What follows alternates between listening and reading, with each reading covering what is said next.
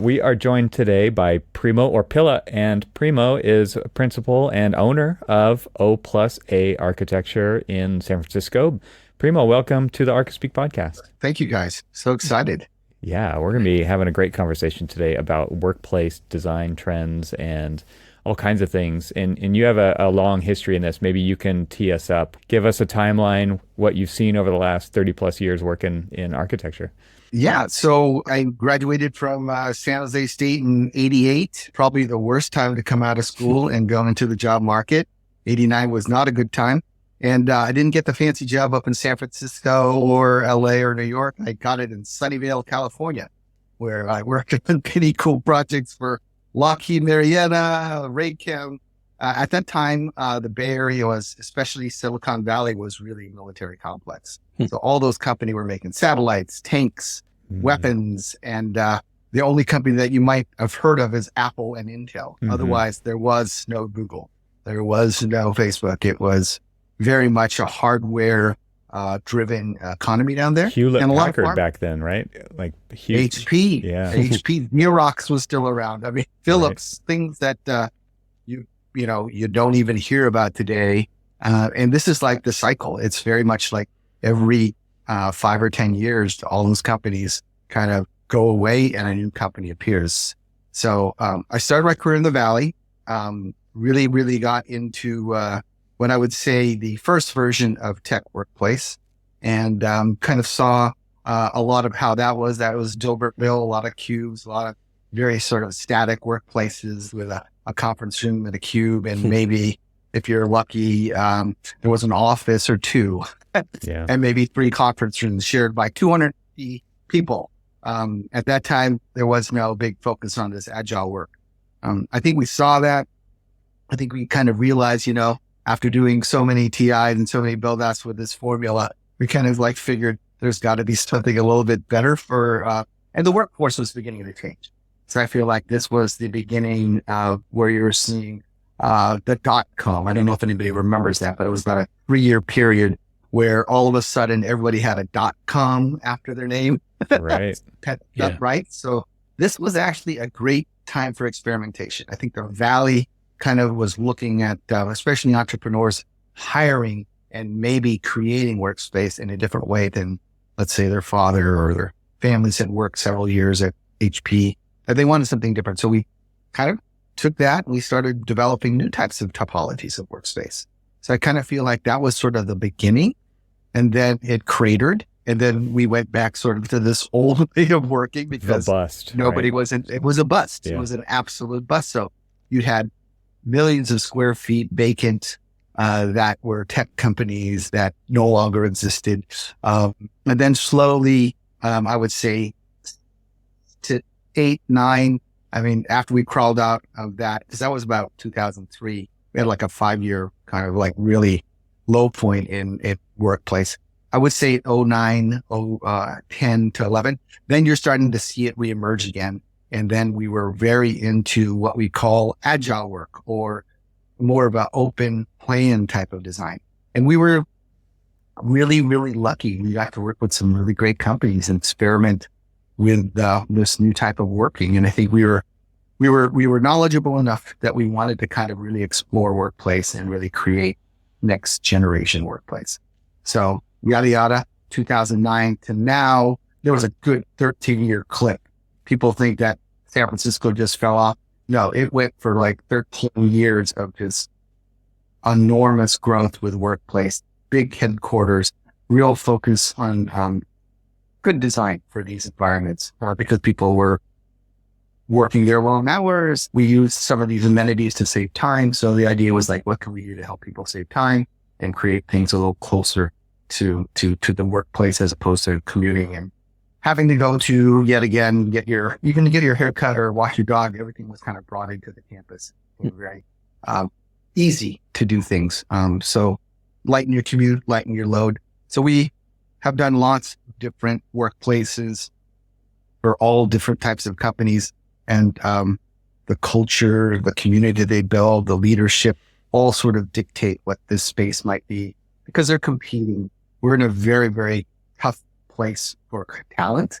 There's only so many engineers and software developers that come to this area, and they all got 3 or 4 other companies that are looking for that same person. So it is important that the workplace really perform and do certain things for a company. So I feel like, yeah, in a nutshell, our background has really been there, but we've gone to other companies and advised and done strategy and design for not just tech companies. We do all types of companies now. So let me ask, as part of this notion of like the agile work, you were talking about basically it being a draw for bringing in new talent. So not only are you designing or working with the place, or the place is trying to pull people in, but you're also designing the place that they want to work. Right? So what exactly with this agile work philosophy, Yeah. I mean, what does that really mean? Because I've obviously worked with a bunch of different firms and Sure. stuff, and they've got a variety of different things that they kind of consider as like, we've got this open concept, or we've got this, or we've got that. Right. And none of that really screams to me agile workplace. Yeah. And I was actually thinking about the term agile work. It is like, what is that? There's some sort of schizophrenic workplace. I mean, we're not always agile. It is sort of this thing that somebody coined it. I never really called it that. I just said, to me, it was about choice. When I come in that day and, I feel like working at a couch in the sunshine, I want that place to be there. If I want to go work in a room where I can be heads down and close the door behind me, I want to be able to have that. I want to sit in the middle of a park and go do that. We have wireless now. I mean, a lot of technology and devices enable this, right? Right. Before, when I'm imagining we all started with a big 386 computer and we were tethered to a NEC monitor, and hopefully we got the 21-inch monitor and we were working all day doing that. Didn't even Right? have the 21-inch. 15-inch, 17-inch. Yeah. It's interesting to hear you talk about agile in an architectural sense, because that comes from the software development world, right? It's agile. Yeah. It's a methodology. It's a way of working. Yes. I think in architecture, the closest thing we have to that is lean, project delivery types, where it's like a big room, integrated Right. project delivery, and Right. agile is very much like a methodology. But I like how you are tailoring that back to the use of space and choice, and having agile environments where Right. you're offering a variety, I assume, of space types that people can use for whatever they would fit what they're doing the best way. That's exactly what it is. And so I never was a sort of agile work proponent. I never used that in any of the conversation I had. It was always more about choice. It's like, we don't know what this engineer or developer or support person is going to want that day. We only know that if we don't provide it, then they're going to be looking for it, and you're going to be losing people because the other guy has that and you haven't thought about it. So Yeah. it really kind of gets into, what is it we need to do our best work? And if you provide it, then people like working there. Sometimes that is more amenities, more lounge areas. Obviously, food is a big deal. We're working on companies well before food was free and given to you 3 times a day. Now it's like, well, you're providing meals, right? Or you're going to do 2, or you're going to subsidize it, or you're going to have healthy snacks on another floor. So we really kind of delve really deep into this now. What kind of pushback, because you had talked about like the variety of workplaces that you've designed over the course of your career. And as it's become more like an amenity-based type workplace, how much pushback have you received from that, from developers or companies that you've worked for? Well, I mean, like I said, when I was talking about the 3 typologies, the conference room, the private office, and the workstation, I wasn't joking. That was the 3 typologies we probably worked with for 6 or 7 decades, right? And there was open plan, but you didn't get up from your desk and go find a phone booth or a frame rate booth to go make a phone call in. You did it out in the open, where everybody could hear your conversations. So to me, it's like, we kind of like the pendulum always sort of kind of moves all over the place. I feel that if we are kind of doing our job, we're kind of really focusing on the end user, the type of people using the space. And we actually do a very kind of strong diagnostic. I'm like, well, your engineers really don't sit here. They kind of go here, and then developers like to meet in these spaces. So, we want to kind of have them have these hopefully moments where they can kind of join and collaborate. So we kind of engineer the serendipity a bit. We kind of like put coffee station here, juice bar here, and then, library hearings, like hopefully they kind of connect. And I don't know if you know, familiar with the story of Pixar. So when Steve Jobs was designing Pixar, he said, "Hey, we should only have one set of bathrooms in the main hall. So everybody has to go to this thing." Put them on the other end of the building, right? It was like so people could overlap and connect on the way there and on the way back. And we do that now with coffee bars and all kinds of things. Yeah. Yeah. So we've all kind of learned that we can just place a certain amount of amenity in an area and kind of draw people to it. So I feel that was kind of the beginning of like, oh, well, we don't want to do centralized bathrooms on a 3-acre campus. We want to kind of have some things that like kitchens and food are usually a good way to draw. So one large cafe or cafeteria, one big area where you can kind of break bread with your colleagues and hopefully spark up a conversation. But yeah, I'm not sure if I answered your question, but we're looking at a lot of different things when we're dealing with space now. And what was amenities is now kind of a must typology. Expectations. Yeah. It's expectations. It's like, oh, you don't have a room for me to meditate. You don't have, I need a prayer room, or I need all these other things because other companies are providing them. And you're not including me in your thoughts if you're not thinking about the things. So it's really become hyper, you've heard it, human-centered is very focused on the end user. And it's like, why would I come work here if, you don't provide what they provide down the road or they provide over there? And I mean, I'll tell you that I've actually made a choice in places that I've worked based off of what the offering of the office was. The resources available. Yeah, exactly. Exactly. Yeah.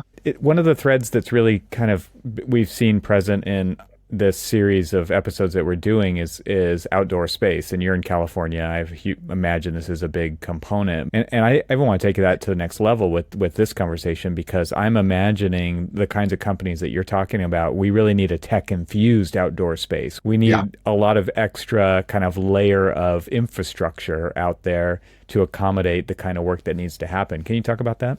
Yeah, I think, believe it or not, here we actually did have access to the outdoors, but I wouldn't say it was as easy as one might think.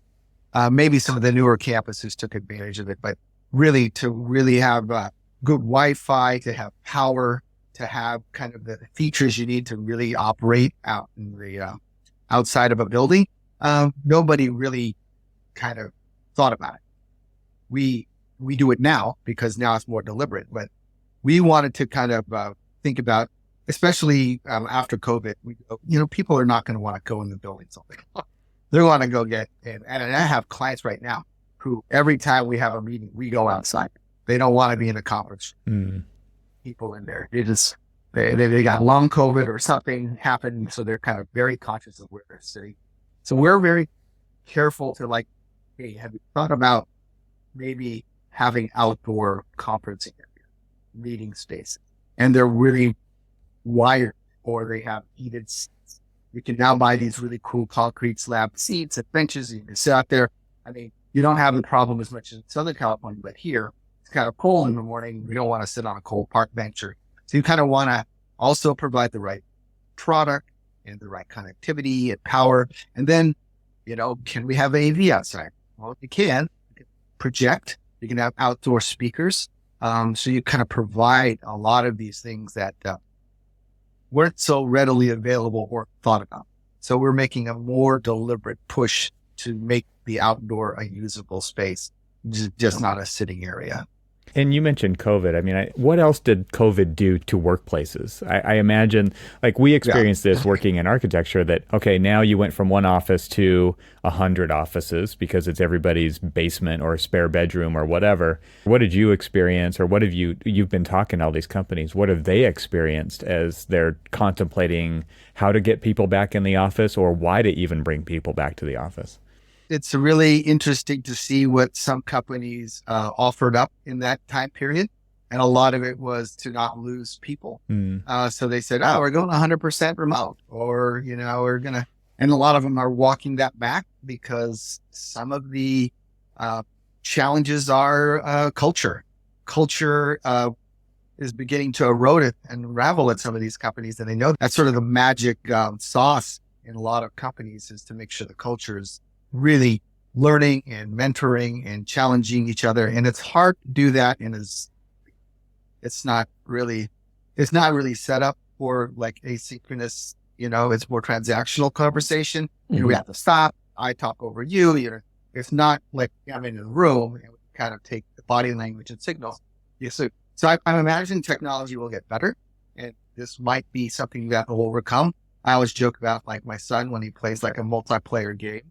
I think the kids are in the same room with it, but no, they're across the street or they're in a different city and they sound like they're having a great time in a virtual play setting. So I feel like there is a generation that will adopt it and have that, but then we're also finding that they're not socially as prepared. There's definitely some nuances in what they're missing.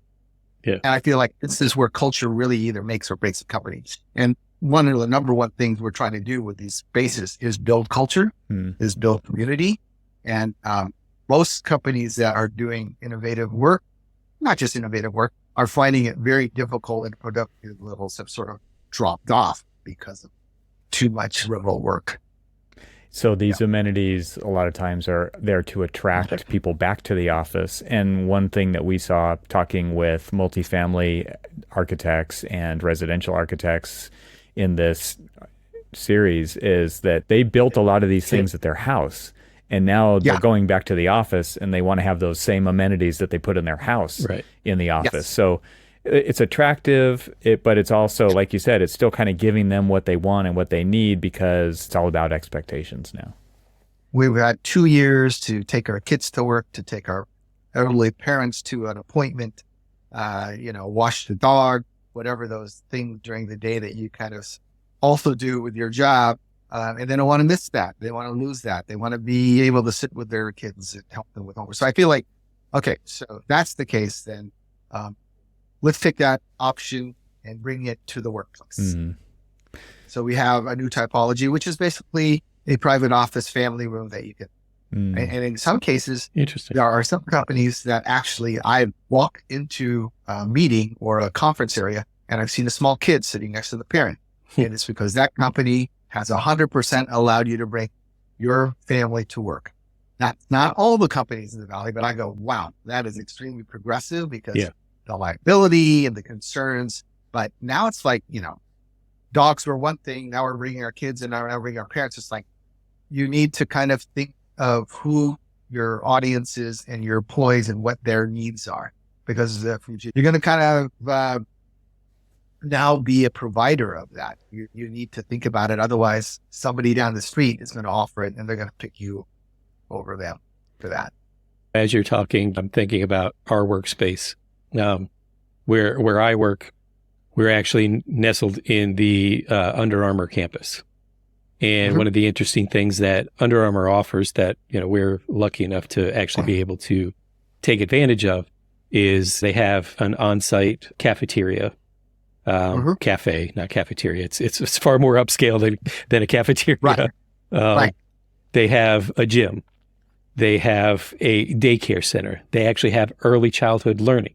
They have an outdoor track, all of these different things. We just happen to also be located on, Baltimore's Inner Harbor. So there's an outside deck that people go out and they eat in the sun and watch boats go by and all of these other things. And when I was saying that one of the reasons why I was referring to where I work now. And it was because of all of these amenities that were offered. 100%. Because it's pretty amazing because you pretty much can do everything that you would normally leave the office to go do. Hey, I need to go to the gym. Well, your gym's like literally 5 steps away, those kind of things. Right. I'm assuming that's, you're seeing that often with requests from your clients. Yeah, I think, the goal is always to keep them on campus because they know that the work happens there and they can kind of meet people and hopefully innovate or get ideas. We have seen how just kind of putting a gym equipment on the floor is not as good as building like a separate gym. Yeah. Because the separate gym means that I'm going to a place and I can work out and there's a trainer and it feels like it's not just an add-on to the floor. So you need to kind of really look at them and go, okay, what's the investment? And the return on investment is like, well, everybody keeps on going to the gym. And by the way, they come to work now because they all want to work out now. So I feel like it is definitely something we've seen is like, gosh, I thought it was like, we're going to build an entire building and just dedicate it to gym equipment and a juice bar and yoga. It's the biggest draw on one of our projects. It's Wow. like, that gym, everybody comes to work because they love working out and they go over to their office afterwards. I was gonna ask, like, what is the sense from the companies who are now basically forced to offer all of these amenities just to compete with the other tech companies? But it sounds like, based on what you just said, that like it's super successful. And so you get to, as the designer, when you're going through that kind of discovery phase and the programming phase of the project, Right. and you're trying to figure out what's going to be in the project, you can point at those success stories and say, like, it actually works. Like, it is an investment, but it actually works. I mean, we honestly have put together case studies because we got to talk about this. Yeah. And this happens to be an athletic shoe company. So it's very easy for them to invest in that kind of stuff because everybody there is an athlete and they bring athletes in and it's like, oh, well, we need this thing as a part of our market. No, it's become a real draw. Yeah. And there's some companies that go, well, we want you to go home. We don't want you to stay here. And I get that too. That's like, don't provide a gym then, provide something else. I think it's really based on the type of company and the community they're building. Right. But I think you brought up a good point earlier about that it's also a way we kind of kept starting to say marketing, but then kind of like veering away from saying marketing. But it's a way to market your company to draw in talent. Because we even see this in higher education, especially when we're looking at additional types of buildings or types of spaces that we're designing, because they're trying to draw in the top talent for say medical research or whatever else. And it sounds to me like you're creating not only the workplace but also the branding place to be able to bring in top talent to that place to compete against the other athletic shoe companies that competition. And if it's not that, if it's a software company or hardware that make widgets, it is about alignment. It's about like, I'm going to do my life's work here. I want to go to a place where everything that they're speaking to me, I align with their vision. I like healthy foods. What they value. What they value is really also, we call them basically principle.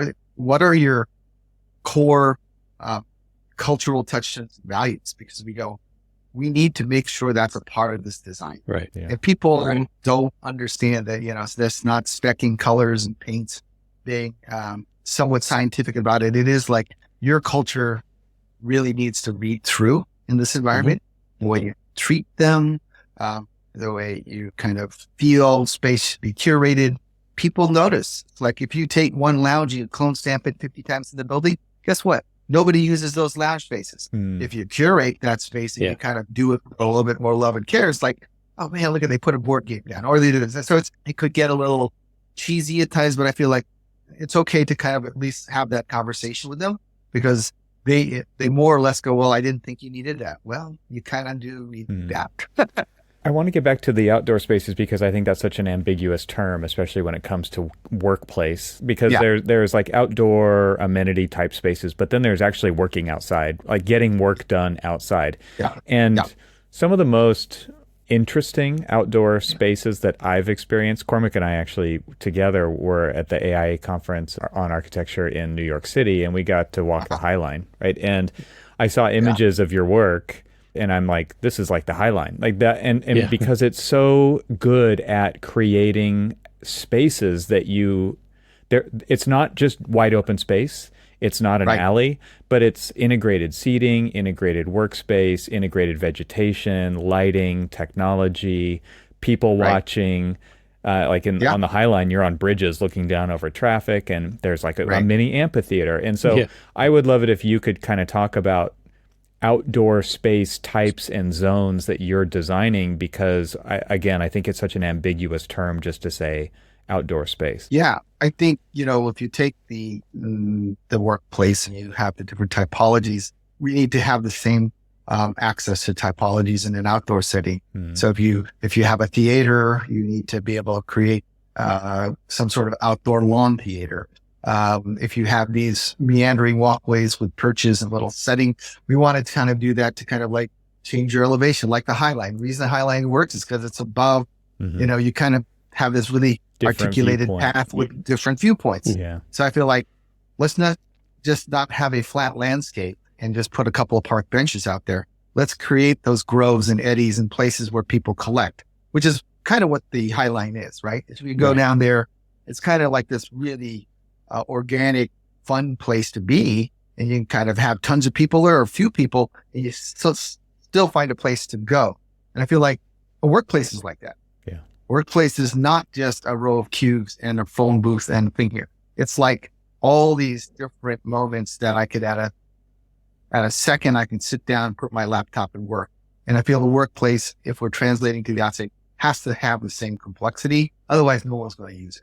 I was just going to say, I think the word I think of with the Highline, like just looking at it, and I think it applies to what you're talking about in workplace architecture too, is texture. Like there's just such a variation of texture and an integration of organic and inorganic, and all of that stuff just really makes it feel interesting, right? It's not necessarily exciting. It could be very serene. It's not like overstimulating when it has texture, but that to me is just kind of the word that comes to mind when I'm thinking about it. Yeah.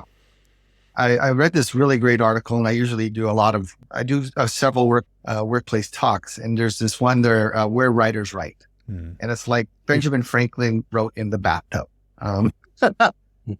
Hemingway liked to stand up kind of at a bar, and he would write and, probably throw back.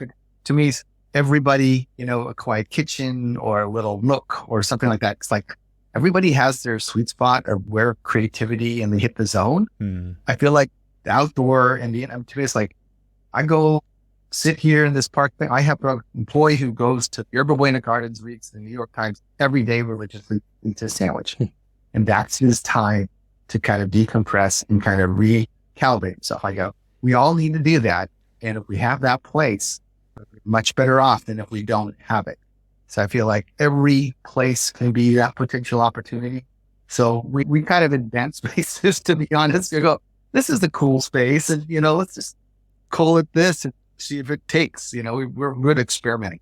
So how do you create those spaces? So you were talking about creating opportunities that somewhat mimic the offerings of an indoor office, like a conference room or things like that. How do you create an outdoor conference room that might still have the same privacy or issues of like, how are we going to show something on a screen or things like that? How are you going to mitigate glare? How can everybody hear what's happening on a Zoom call? Right. I don't know if you saw there's various levels enclosure on some of them. And we have some where you can spin the whiteboard. So you kind of like adjust inside it the throughout the day. Adjust it. So, we're trying to think of all the different things that is going to be, an impingement or some problems in the outdoor space. And sometimes it's just me too windy and cold to do it. But I think the more that we kind of like play with this, give them a whole assortment of things to try, we could obviously test them and kind of iterate on more. I think workplace, to be honest, we had 10 typologies that we delivered when we first started working. And people were like, what's the typology? Well, we have a living room space. We have a shelter. We're just coming up with these names. So it was just like, these are places that you go in the home where you go. And we've just sort of given them sort of definition. And this is where the casual conversation has. This is where you kind of break bread with your friends. All these things that people understand innately, but they don't really put it in the definition of space. And I feel like once we were able to kind of explain that, they go, oh, you're right. I have better conversations on a couch than I do at a conference table. Yeah. It's less hierarchical. I said, that's exactly what you want. So we kind of apply these things that we take for granted into the space and really just have fun with. Our new space is called Arboretum. And you know what Arboretum is, right? So we create this space that is fully vegetated, feels like you're in a hot house, and maybe it has doors that open up and maybe you can shut off the house air and you're just getting all that kind of air coming from the plant. I mean, things like that are kind of like, oh, that's kind of different. Or something that you can dim the lights and there's no technology in there. We call that the audio. So it's kind of more sensory deprivation. Remember that movie, Altered State? I mean, it's like, we're thinking of like all these different things that, you know what, during the day, and we tried this. We actually did we did a show in Milan, at Salone. We were invited as 4 workplace designers in what was Workplace of the Future. Our exhibit was all about decompressing, and it was all about putting on a jacket that maybe flipped up and made your ears a little bit more sensitive. And you looked at a movie, you heard raindrops, and all of a sudden you kind of, again, for 5 seconds, you heard this. And then for 5 minutes, you were taken out of a very busy environment. Or we had a projection screen on it looked like a pool of water and somebody swimming, and it had swimming sounds, and you built this little bench and you sat there. So the whole ritual of building the bench and sitting there looking, again, it made you, like, for 5 minutes, you know how you take a walk around a block to reset yourself? Mm-hmm. This was in your office space. Nice. And it was wildly successful. Everybody was like, where are the desks? I go, there are no desks. This is about in between. Yeah. This is about going from desk to conference. You take 2 minutes here, 3 minutes That here. transitional space. And that transitional space is like resetting yourself to do your work.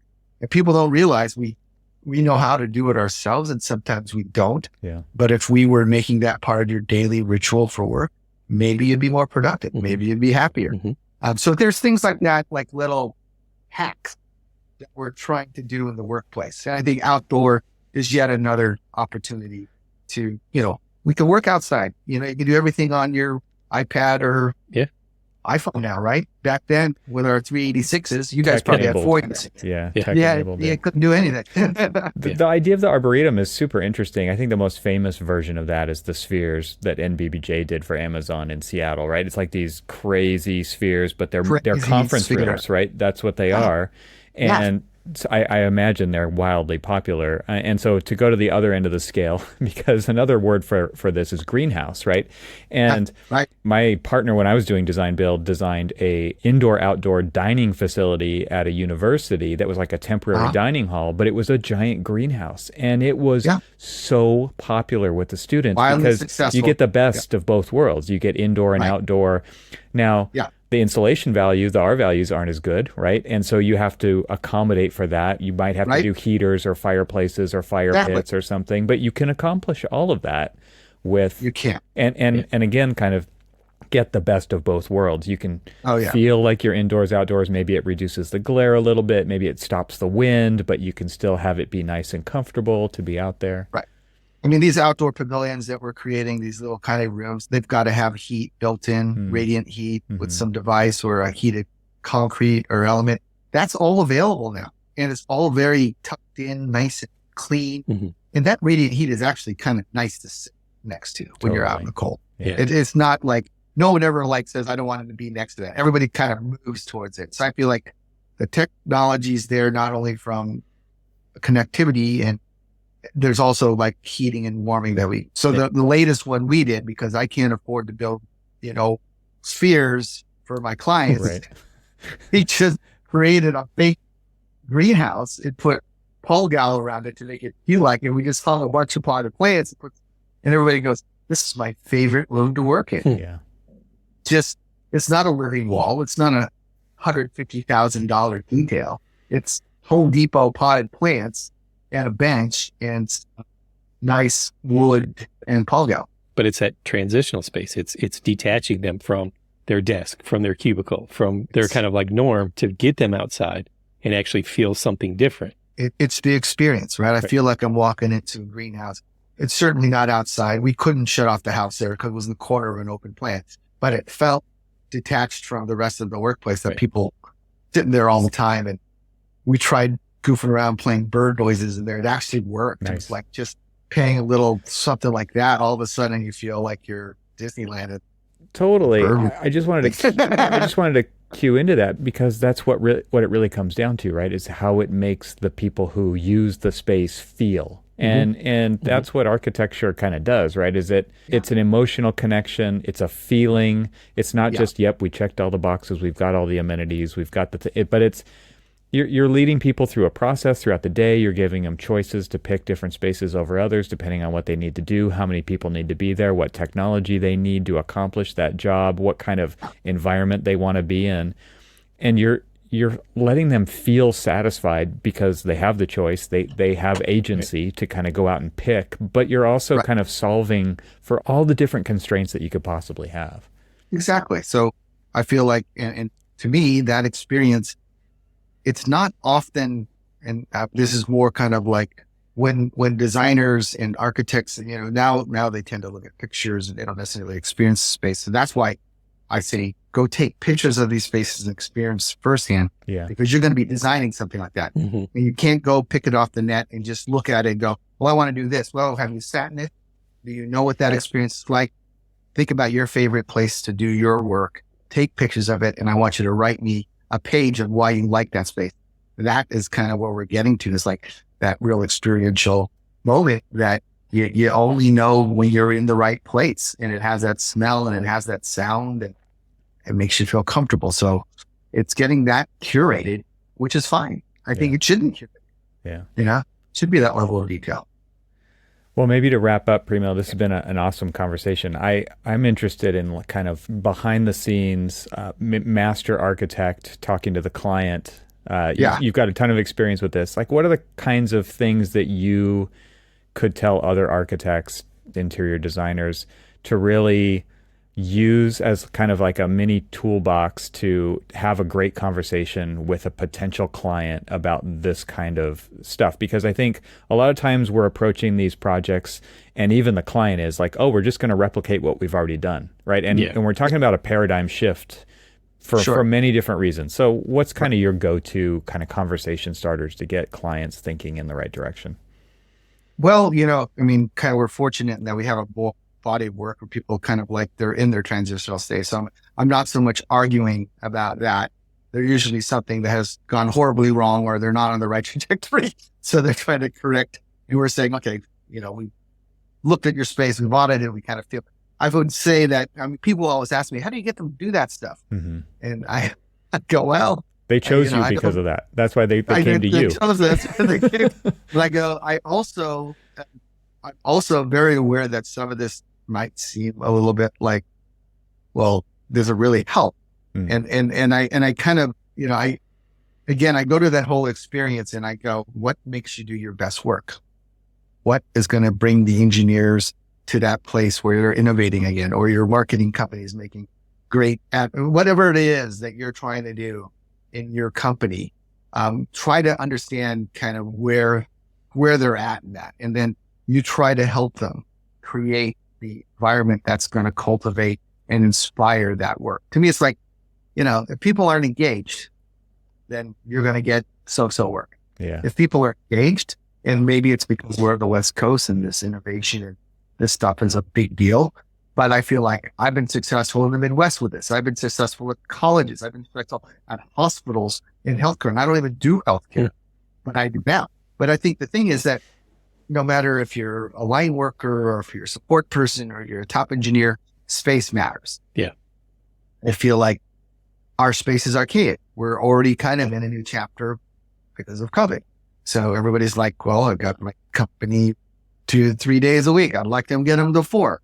Okay, well, let's look at that. What is the mechanisms? What are they doing? Again, taking their kids to school, taking a family member to all these things. You need to really do the research and do the kind of, when I say it's sort of to me, it's like everybody has something that's not quite right with their company, and we can fight it out if you let us kind of do a little deep dive into what your culture and community is about. And that means asking employees kind of what's working and what's not working. Yeah. Sometimes you don't get that. So sometimes you have to take a sampling from the folks, but we can kind of usually right away tell. And it's really problem solving to that level of experience that they don't normally think is important to the end user. And maybe that's where you start. It's like, why are people enjoying your workspace? Well, you've got 10-year-old cubicle furniture and you have one conference room shared with, 50 people. Yeah. Right away, you have a big red flag. You don't have the space for them to have private conversations, to do the things that they need to do their business. So people will pick you last as a company to work for, and you won't get the top talent. Yeah, it's interesting how it's shifted from you'll be happy that you have a job, that you work here, to it's completely flipped. It's like it doesn't work that way anymore. You would be lucky to have me. And what are you giving me? Totally. Yeah. I mean, generationally, you're absolutely right. Yeah. And that's the other thing. We have a generation that's going to be the majority of the workforce, and they have a very different attitude towards working space.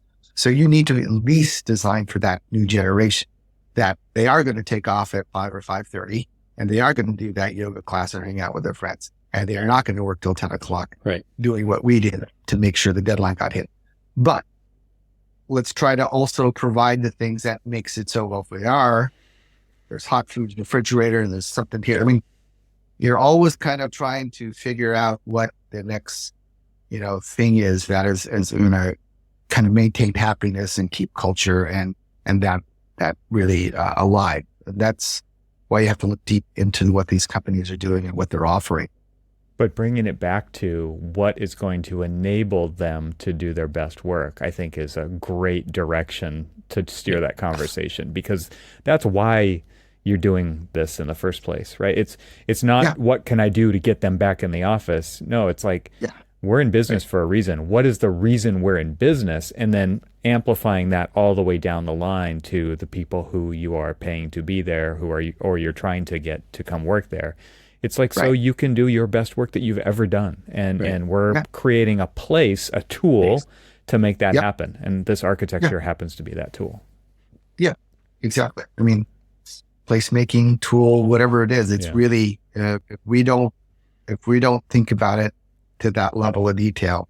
And I think, to me, it has been about like, let's get a place where people align and want to do that great work. And some spaces just don't speak to you that way. And that's why they don't get the best talent. They don't often have the best productivity. Well, Primo, this has been fantastic. I've learned a lot, and I'm going to put pictures of kind of some of the spaces that we would talked about in the video version of this. So if people are listening on the audio version, they'll need to go over to YouTube to look at it. But I think to truly appreciate the kinds of spaces that you're talking about here, it would be great to see those. And so thank you for providing those as well. And we'll put links to your website in the show notes for this episode. And is there anywhere else that people can find out? Maybe you want to say the website and so everybody knows what it is. It's O-plus-A.com. It's terrible URL, but you can't plus signs. And we didn't know that when we came up with our freaking name. So O-plus-A. It's long and it's terrible, but you can find a lot of good stuff. I do occasionally do a lot of talks, so be kind of on the lookout for that. I'll be doing something on AI next week on a panel in LA. Oh, interesting. And I do try to teach and lecture when I get a chance. So I do enjoy teaching it. Well, Primo, thank you so much. Yeah, thank you. Fantastic.